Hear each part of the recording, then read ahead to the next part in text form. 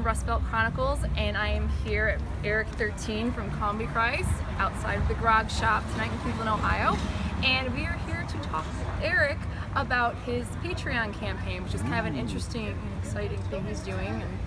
And for those of you that don't know, who are just Combichrist fans, he also has a very long career and does a lot of solo work and is an amazing artist, has a wonderful voice, and so tell us a little about the Patreon and what it's about.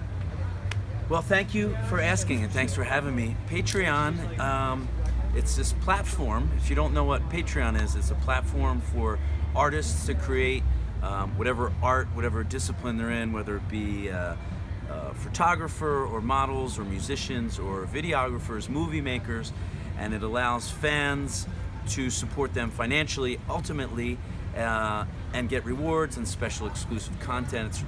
It's a really flexible platform. It allows you to do a lot of things. For me personally, I offer fans and supporters a lot of behind-the-scenes stuff, unreleased material, exclusive content, and one of the main forces is driving is a weekly live streaming concert. So once a week, for an hour, I stream to all my patrons, which is the users of Patreon, and I do it from all over the world. I do it from my... Oh no, our backdrop's leaving. Our backdrop is leaving. So I spend... We are literally outside of the garage. Yes. So I'm living half in Philadelphia and half in Germany. So some of my live concerts come from my home in Philadelphia, some come from my home in Germany, some come from the back of the Combichrist tour bus. Sometimes I stream the Combichrist show, but oftentimes it's me alone. I'll often stream live question and answer sessions. It's really flexible, but it's been an amazing response from fans and patrons who are the users of it, and I love it. I've been having so much fun creating more content and digging deeper into my repertoire. I love it. Absolutely love it. Alright, so there's something called the Rune Army that is part of this kind of deal, and I'm about to make you paint my face a little bit because you have a rune symbol. If you go to Combichrist, you see they paint their faces. Sometimes, not all the time. Almost always different though, which is kind of cool, which is why I like you guys way better than Kiss, all the same. But can you talk a little about the Rune Army and how you came up with the rune and what the rune is about? So the rune itself is a design that I created myself on tour about 3 years ago, and as she mentioned, I paint my face differently every night, and I never plan it out. I'm just inspired by the moment, by the fans, by what's going on, and then one night it just came out. And I thought, oh, that's cool. And it was interesting because at that time we would paint the faces of our VIPs in our special VIP party. And I was like, I want one on my face. And then I did this girl and it came this thing. And it really manifested extremely organically. I had a custom guitar strap made by a friend in Kansas. And he brought it to the show and he said, hey, I've been noticing the makeup you're wearing, that rune, I engraved it into the strap. I was like, whoa, it wasn't even a thing yet. And that was like the first time I was like, maybe it is a thing. And then I have my shirts made by a woman right here in Cleveland, actually. And she found me online and said, I make shirts, I love that rune design. And she made this shirt. Like I wasn't even planning on making shirts, and it again happened super organically, and then it became my thing. So now it's my symbol. The Rune Army was something again that fans started doing. So there's these two girls in Estonia. One is in Estonia and one is in Latvia, and they became friends through me at a Combichrist concert. And the three of us were friends and started chit-chatting, and they began to show up at the Combichrist shows with runes painted on their face, on their arms, on their bodies. They would make clothes, she made a goth zombie wedding dress with a giant rune symbol in it. It was awesome. And she started saying, we are the Rune Army. And I named them the Rune Princesses. So when it came time to have my Patreon followers, Rune Army was the thing, and the fans have really latched onto it. So I have a Rune Army membership card and some custom pics and other stuff. So now it's the Rune Army. So in other words, you get some stuff for being a part of this. What's the kind of the price range? Because it seems very accessible to everybody. Yeah. So the idea is it's a lot like a Kickstarter or crowdfunding. But those are one-time things. So if you have a project, I'm going to make a movie, I need to raise $1 million, and you give different levels and you get different things back. Patreon is a lot like that, but it's recurring. So we say we're going to pledge so much a month, and I give them something back. It starts at $1. $1 is just a supporter, and they get access to my special Rune Army report, which is my monthly newsletter where I tell stories, I give behind the scenes, I say what I'm working on this month, how it's going. For example, I talk about the Combi Christ tour that we're currently on, how I've been preparing, where we're going to be, stuff that I don't share kind of with everybody. That's at $1. The real driver and the most important level is the $13 level, which is the Rune Army. The Rune Army. And you get access to my private Instagram with exclusive content, and that's where I do my live streaming concerts. So for $13 a month, I'm committed to at least 4 a month, 1 a week, but I usually end up doing about 6 or 7 because I just have fun with it. Sometimes I do sound checks, sometimes I do a show, sometimes I do a songwriting session, sometimes I do it just over a cup of coffee in the morning and I'm talking about songs because the response has been good. And then it's $39 for the music lover. You get exclusive songs every month and a bunch of physical gifts, posters, all sorts of stuff. And then the very highest level is called the Dreamer level. And these are the people that, are really committed to supporting me as an artist and helping me achieve these goals that I identify. Recording new music, writing new songs, and helping, alleviate the financial burden sometimes that I tour so heavily, because that's how artists make their money. I'm on tour all the time.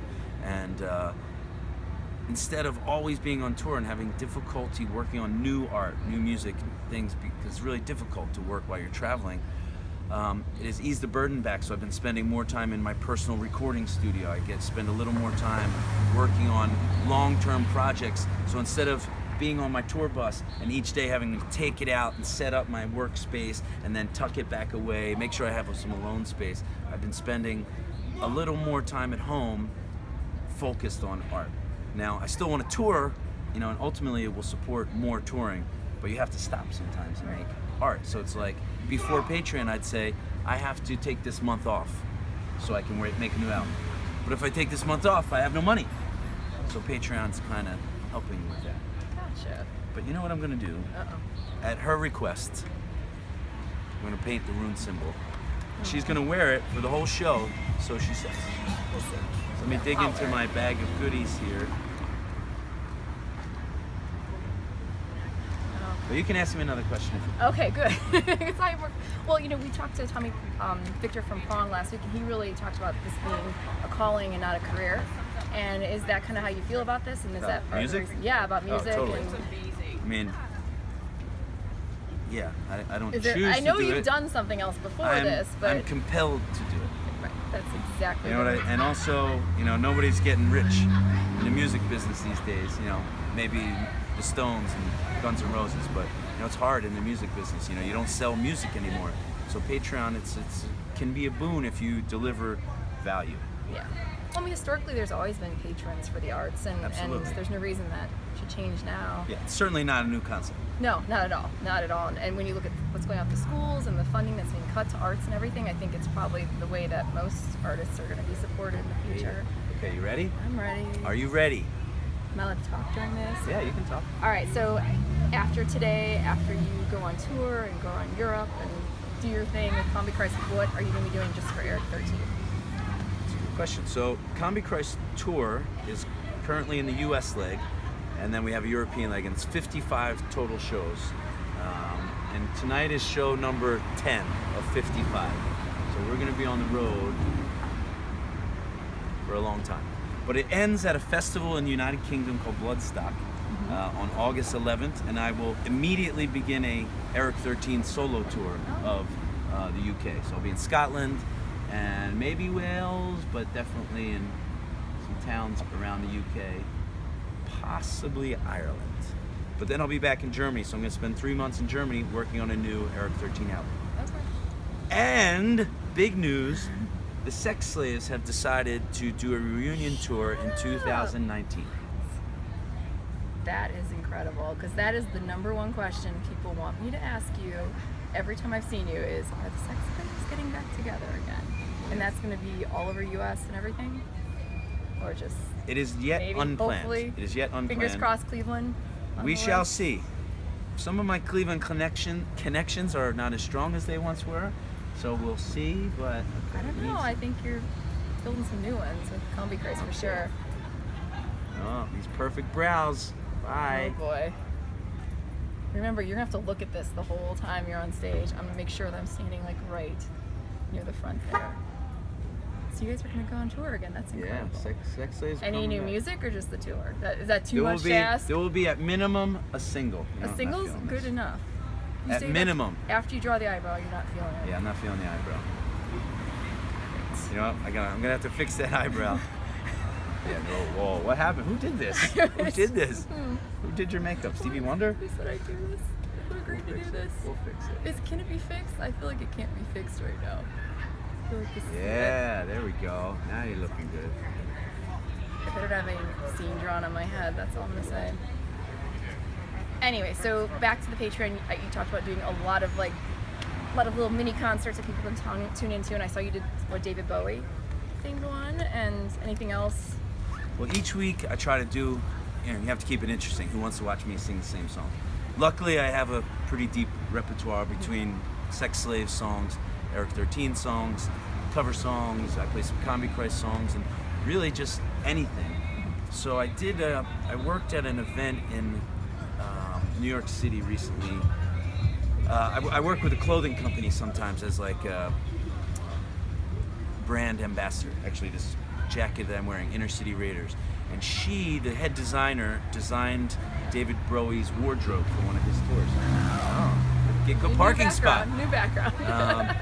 She designed David Bowie's wardrobe for one of his world tours, and her work is featured in the museum exhibit David Bowie Is, which has been touring around the world. So we did a special event in conjunction with the Brooklyn Museum about David Bowie.